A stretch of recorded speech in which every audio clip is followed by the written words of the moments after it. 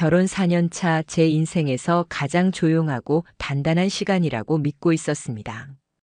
아내와 저는 시끄러운 다툼 없이 나란히 늙어갈 사람처럼 그렇게 살고 있었죠. 평일엔 각자 직장에서 바쁘게 일하고 주말이면 집 근처를 산책하며 시간을 보냈습니다. 남들이 보기엔 지루하다 할 수도 있었겠지만 저에게는 그 일상이 참 고마운 나날이었습니다.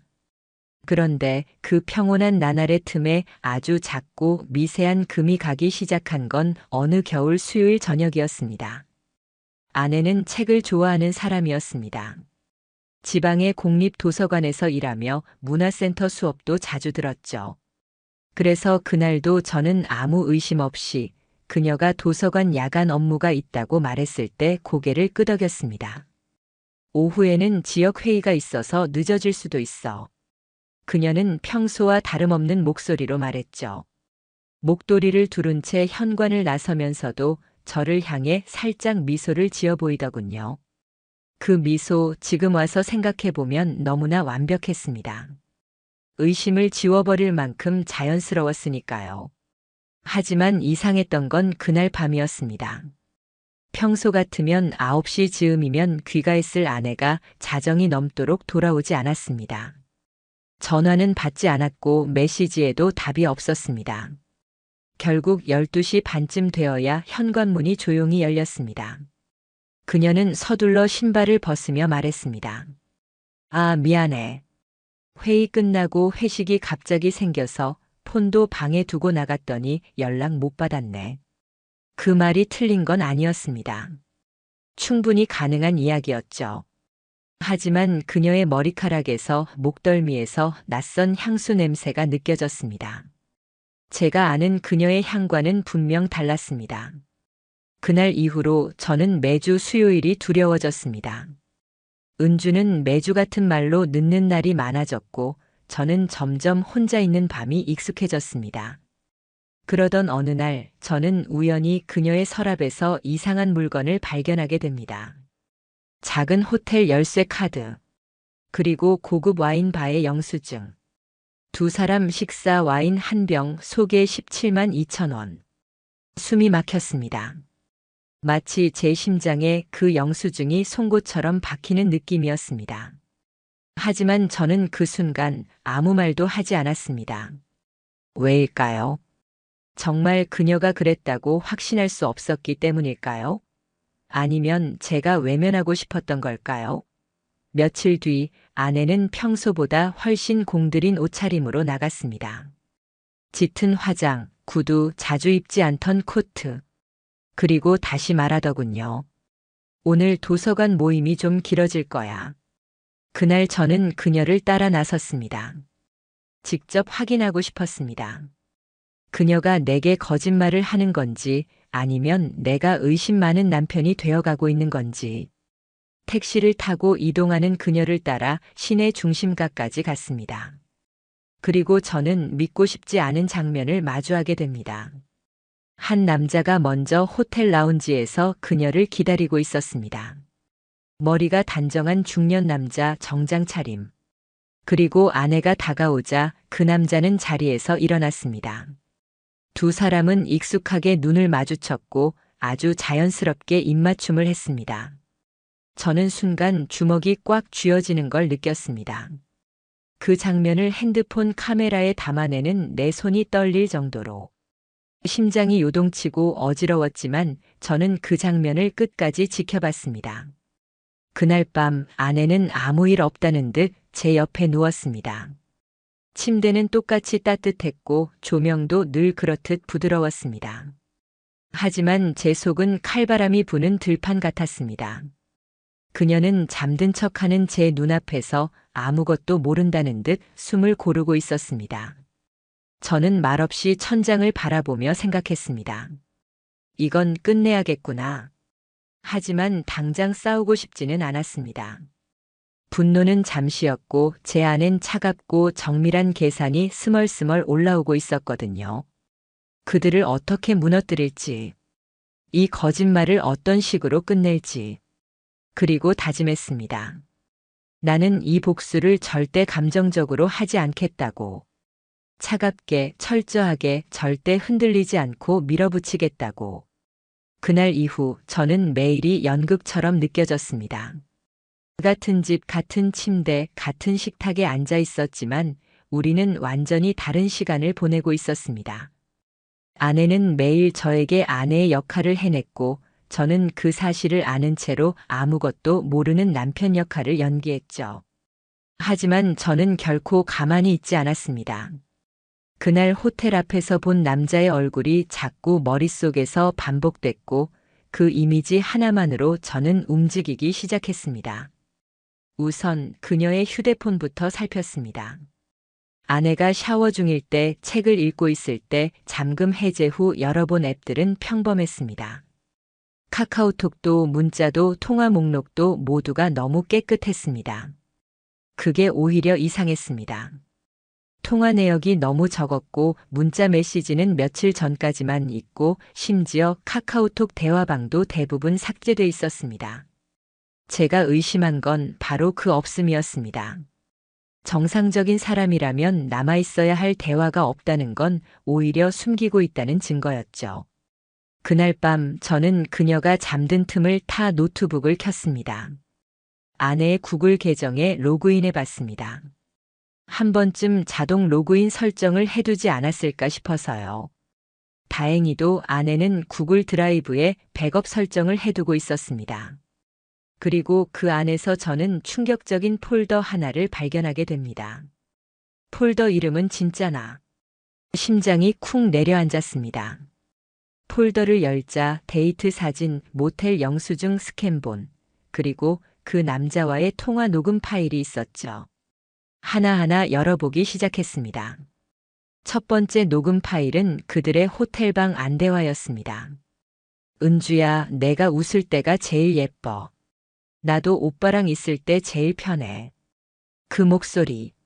처음 듣는 남자의 목소리와 제가 사랑하던 아내의 나긋한 음성이 겹쳐지는 그 순간, 제 모든 인내가 무너지는 느낌이었습니다. 하지만 참았습니다. 왜냐하면 이건 시작일 뿐이니까요. 그 폴더 속에는 호텔 투숙 날짜와 예약자 이름까지 남아 있었고, 그 중에는 이도훈이라는 이름이 여러 번 반복됐습니다.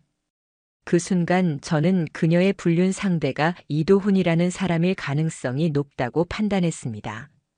곧바로 사람을 썼습니다. 조용히 추적할 수 있는 사람. 지인을 통해 소개받은 분이었는데 직접 뛰지 않아도 충분한 자료를 모아줄 수 있는 분이었죠. 며칠 뒤 연락이 왔습니다. 이도훈, 1979년생. 병원 행정팀장. 유부남입니다. 심장이 또다시 무너져 내렸습니다. 그녀가 만난 남자가 유부남이라니. 상간녀로 소송당할 수도 있다는 걸 아내는 알기나 했던 걸까요? 더한 건 도훈이라는 남자 역시 은주와 같은 호텔을 반복적으로 사용하고 있었고 그 호텔의 직원과 친분도 있었던 정황까지 확인됐습니다. 즉, 단순한 불륜이 아니라 이건 계획적이고 반복적인 관계였던 겁니다. 한두 번의 실수가 아니라는 거죠. 저는 그날 연차를 내고 아내의 출근길을 몰래 따라붙었습니다. 도서관에 들어가는 그녀를 확인하고 잠시 뒤따라 나온 이도훈이라는 남자가 차에 타고 기다리던 장면까지 목격했습니다. 그는 운전석에 앉아 있었고 그녀는 차에 올라탄 뒤 조수석에서 고개를 숙인 채 그와 손을 잡았습니다. 그 모습을 밖에서 바라보고 있는 제 마음은 진창 속에 내던져진 듯 했습니다. 하지만 울지 않았습니다. 이제 감정 따위는 중요하지 않았습니다. 그날 이후 저는 모든 증거를 수집했습니다. 사진, 음성, 위치, 시간. 그녀가 호텔을 방문한 날짜와 도훈의 차량 블랙박스에 찍힌 영상까지 확보했습니다.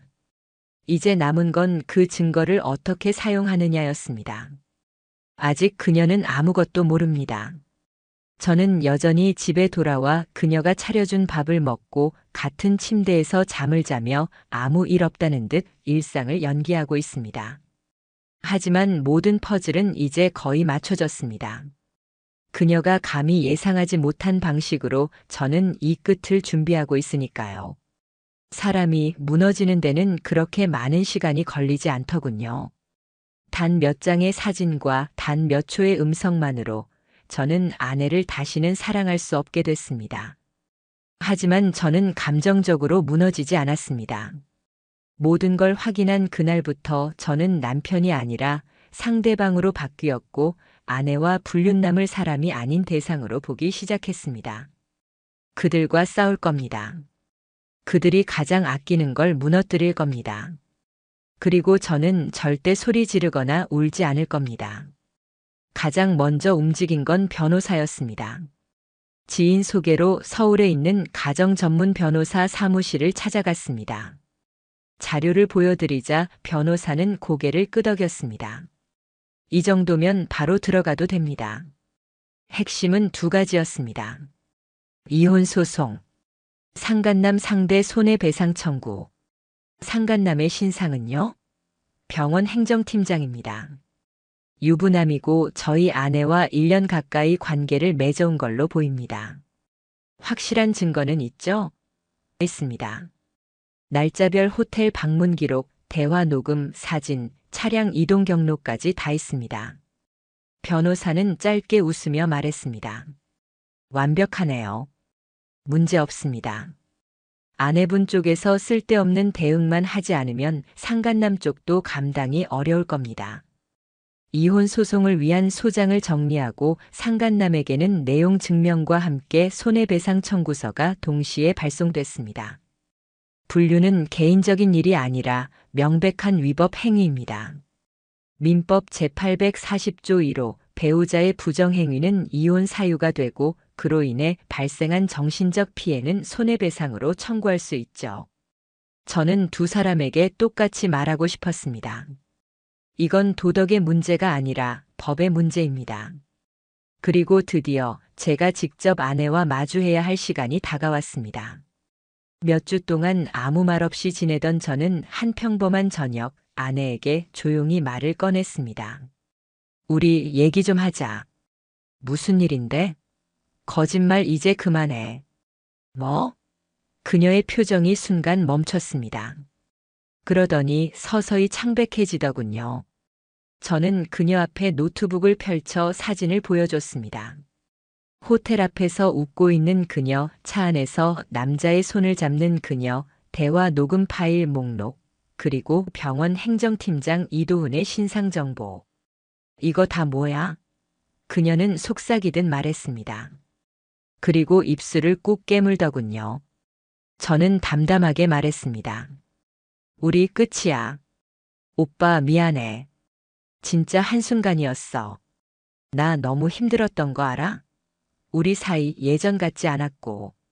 변명이 시작됐습니다. 하지만 저는 말없이 봉투 하나를 건넸습니다. 이혼 소송장. 그녀는 그걸 받아들고 그대로 울음을 터뜨렸습니다. 제발 한 번만 기회를 줘. 나 진짜 바보 같은 짓 한 거 알아. 나도 후회하고 있어. 그 순간 저는 저 자신에게 놀랐습니다. 아무 감정이 없었습니다. 불쌍하지도 않았고 분노도 느껴지지 않았습니다. 너 후회해? 그럼 도훈이한텐 후회한다고 말했어? 그 사람 아내한테는? 그 사람 애들한테는? 그녀는 말없이 고개를 숙였습니다. 그리고 처음으로 그녀가 무너지는 모습을 봤습니다. 하지만 그건 제겐 아무 의미 없었습니다. 그녀는 자기가 저지른 죄보다 들킨 죄가 더 두려웠던 거니까요. 며칠 후 상간남 이도훈의 반응이 왔습니다. 내용 증명에 대한 답변. 간단했습니다. 관계를 부인합니다. 불륜은 없었고 단지 친분 관계일 뿐이었습니다. 웃음이 나왔습니다. 저는 이미 그의 차량 블랙박스 영상, 호텔 예약 내역, 신용카드 사용 기록, 그리고 은주가 남긴 대화 녹음까지 확보하고 있었으니까요. 변호사에게 모든 자료를 넘겼습니다. 이거면 충분하죠? 네. 이도훈 씨는 아주 곤란한 상황이 될 겁니다. 그날 밤 저는 오랜만에 창문을 열었습니다. 겨울 공기가 아직 차가웠지만 이상하게도 마음이 후련했습니다. 지금까지는 상처를 삼켰지만 이제부터는 제가 이길 차례였습니다. 그들이 저지른 잘못에 대한 책임을 끝까지 물을 겁니다. 합의 같은 건 없을 겁니다. 이건 감정 싸움이 아니라 인생을 망가뜨린 대가에 대한 정당한 청구니까요. 소장이 접수되고 재판 일정이 잡히기까지는 생각보다 오래 걸리지 않았습니다. 아마도 증거가 너무 명확했기 때문이었을 겁니다. 담당 판사는 조정 없이 바로 정식 재판으로 진행하겠다고 판단했습니다. 그때까지도 아내는 제가 마음을 바꾸기를 기대하는 눈치였습니다. 정말 이렇게까지 해야 해? 너랑은 이미 끝났다고 말했잖아. 내가 잘못한 건 맞아. 근데 이렇게까지 해야 속이 시원하겠어? 그녀는 계속해서 과하다고 말했지만 사실 그 어떤 반성도 하지 않았습니다. 단지 상황이 이렇게 커졌다는 것에 놀랐을 뿐이었죠. 진짜 반성하는 사람은 상간남의 아내였습니다. 상간남에게 내용 증명이 전달된 지 며칠 후 그의 아내가 저에게 직접 연락을 해왔습니다. 처음엔 경계했지만 전화를 받았을 땐 그녀도 눈물로 떨고 있었습니다. 저도 이제 알았어요. 남편이 그런 짓을 했다는 걸. 아이들도 있는데 어떻게 해야 할지 모르겠어요. 죄송합니다. 정말 죄송합니다. 제가 사과를 받아야 할 사람은 아니었지만 그녀는 그 누구보다도 진심으로 고개를 숙였고 아이들 이야기를 꺼내는 순간 저 역시 말문이 막혔습니다. 아이들한테만은 상처 안 가게 해주세요. 제가 그 사람한테 법적으로도 인간적으로도 똑바로 책임 묻겠습니다. 그녀는 이혼을 준비 중이라고 했고 상간남 이도훈 역시 회사 징계 절차에 들어갔다고 했습니다. 병원 내 불륜 스캔들, 행정팀장의 이미지 실추는 그 자체로 병원 브랜드의 타격이 크기 때문이었습니다. 그리고 드디어 법원에 출석하는 날이 왔습니다. 법정 안은 생각보다 조용했습니다. 차가운 공기, 나무 의자, 사람들의 숨소리조차 가끔 울릴 정도로 정적이 감돌았습니다. 먼저 들어온 건 아내였습니다. 다소 수척해진 얼굴, 짙게 커버한 다크서클 하지만 여전히 깔끔하게 정돈된 외모. 그녀는 제 자리를 슬쩍 쳐다보았지만 저는 시선을 돌리지 않았습니다. 이제 그 눈빛이 아무런 의미도 없었거든요. 그리고 잠시 후 상간남 이도훈이 들어왔습니다.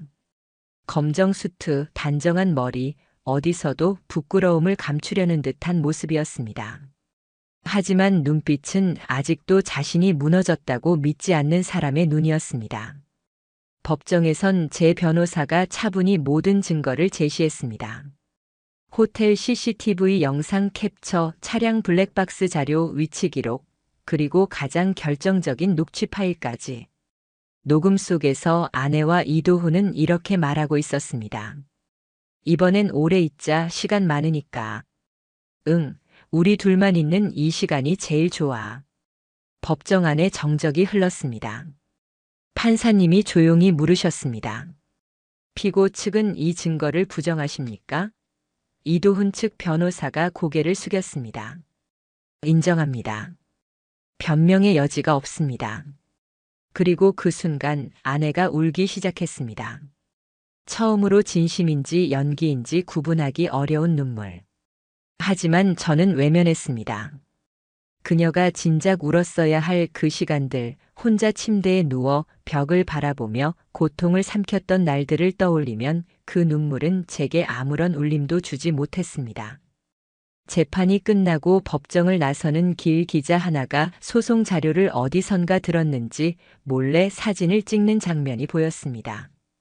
이혼 소송과 상간 소송은 당사자 간의 일이라 언론에 알려지는 경우는 드물지만 상간남이 소속된 병원이 지역에서 꽤 유명했기에 정보가 새나갔을 가능성이 있었죠.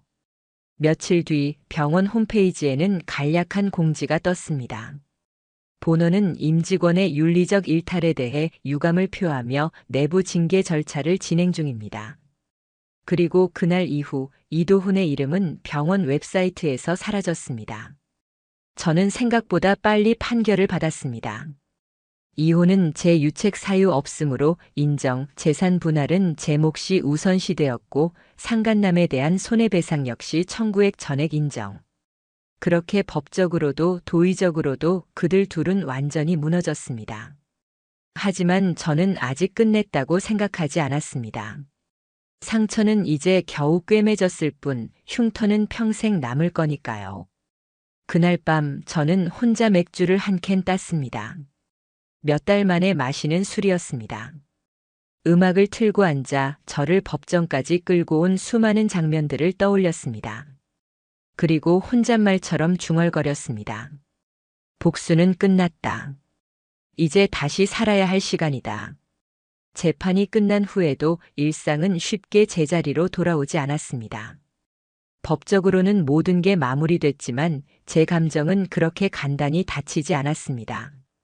몸이 어디 한 군데 다친 건 아니었지만 마음은 멀쩡한 곳이 없을 만큼 피멍이 들었으니까요. 하지만 제가 원했던 건 속 시원한 복수 그 이상이었습니다. 진짜로 원했던 건 그들에게 돌이킬 수 없는 흔적을 남기는 것이었습니다. 그리고 그건 천천히 확실하게 이루어졌습니다. 상간남 이도훈의 파탄은 빠르게 진행됐습니다. 법원 판결로 손해배상 2천만 원 전액 지급 판결을 받았고 병원 측은 윤리 규정을 위반한 이유로 인사위원회를 열었습니다. 그리고 한 달 후 공식적으로 해임 조치됐습니다. 그는 이후 지역 커뮤니티에서 언급되기 시작했습니다. 유부남이 바람피워서 잘린 그 병원 팀장이라는 꼬리표는 그를 어디서도 쉽게 받아주지 않게 만들었습니다. 그의 아내 역시 결국 이혼을 선택했습니다. 아이 둘을 혼자 키우기로 했고 이도훈은 양육비와 위자료까지 이중으로 떠안게 됐습니다. 직장도 가족도 평판도 모든 걸 잃은 그는 지금은 지방의 허름한 체육센터 관리직으로 일하고 있다고 들었습니다. 월급은 예전의 절반도 안 되고 사람들 눈을 피해 다닌다고 했습니다. 그런데도 그는 저에게 사과 한마디 없었습니다. 자신의 인생이 망가졌다는 생각만 했겠죠. 누군가의 인생을 훔쳐놓고 도둑이 처벌받았다고 억울해할 뿐인 사람. 그래서 저는 동정심도 분노도 남지 않았습니다. 그냥 그저 그렇게 사라진 사람일 뿐이었습니다. 그리고 아내. 그녀는 부모님 댁 근처 원룸으로 이사했습니다. 도서관 계약직 자리도 끝났고 지인 중 누군가가 그녀의 불륜 사실을 알게 된 이후 더 이상 예전처럼 일상적인 관계를 맺는 것도 어렵게 됐습니다. SNS도 비공개로 전환했지만 제가 확보해 놓은 사진과 영상이 한 번은 그녀가 다니던 독서 모임 커뮤니티에 퍼진 적이 있었습니다. 그녀는 그 모임을 탈퇴했고 이후로 바깥 활동을 거의 하지 않는다고 들었습니다. 하루는 그녀가 직접 연락을 해왔습니다. 오빠 정말로 지금도 나를 그렇게 증오해? 저는 짧게 답했습니다. 아니, 증오도 아까워서 이제는 아무 감정 없어. 그 말 이후로 그녀는 다시 연락해오지 않았습니다. 그것도 다행이었습니다. 저는 그 후로 몇 달간 회사를 쉬었습니다. 마음이 회복되지 않으면 아무 일도 제대로 할 수 없다는 걸 실감했거든요. 하루하루를 조용히 보냈습니다.